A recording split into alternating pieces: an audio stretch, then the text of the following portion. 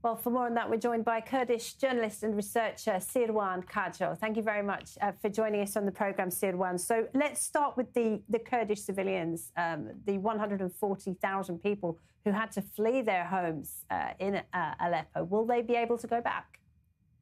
Hello, Laura. Thank you for having me. I think the number at this point is 170,000 people who were forced to flee their homes during the violence. Unfortunately, the vast majority has not been able to go back simply because, as your report mentioned, harassment and violations, gross violation, as a matter of fact, against civilians who either chose to stay or decided to go back after the government ordered them to do so. So security forces affiliated with the Damascus government, we've seen numerous footage showing, people being detained at checkpoints or being humiliated for simply being Kurdish or living in these two Kurdish neighborhoods. I don't think people feel safe at this point to return to their homes because they feel unwelcome. They feel that there's this animosity toward anyone affiliated or simply being Kurdish. I think also there's a level of mistrust between local residents and the interim authorities. During this, violence, we saw, many samples of both civilians and armed Kurdish individuals being, for example, thrown off a building. You probably saw that famous footage on social media, and many other examples that make it almost impossible for people to go back to their homes. As of now, most of the people who fled during the past few days are still in, other Kurdish neighborhoods or cities that are under control of Damascus-backed groups. I mean, why did the SDF insist on fighting the Syrian government forces in Aleppo when they are so outgunned, they're so outnumbered? We know that President al-Shara has very powerful friends in Turkey and in the White House. Why did the SDF feel it necessary to stay and fight in these neighborhoods? Thank you. I'm glad you asked this question because there's a myth around this, especially circulating in Arab media and pro-regime media in Damascus. The SDF did not start this battle.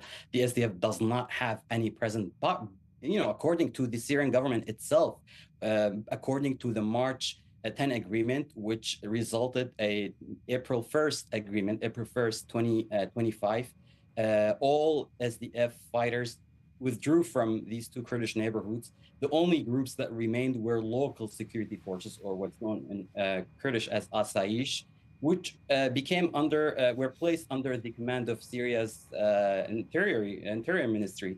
So there is no presence whatsoever of SDF fighters, SDF proper, and that's simply part of the propaganda that Damascus has been circulating. But of course, these local security forces did not start this. As a matter of fact, Al Monitor reported that Damascus, while the SDF was having a new round of negotiations with the Damascus government in Damascus, the interim foreign minister walked in, ended the meeting, and shortly after that, hours after that, the clashes, the attacks on these two Kurdish civilian neighborhoods started. So, of course, what do you do when someone attacked you? You don't flee. You don't simply lay down your arms and leave. Especially that the Kurds witnessed elsewhere in Syria, against the Druze in the south and the Alawites and the coastal region, that the minute you lay down your arms and trusting, the government, you witness all types of genocide and atrocities. So those who remain, those local security forces, were simply defending their neighborhoods. And Sirwan, what does this mean for the northeast of Syria, where the Kurds have managed to carve out an area of a certain level of autonomy for themselves? Yeah, at this point, part of the negotiation moving forward, I really hope the United States will play a much bigger role in mediating between Damascus and the SDF.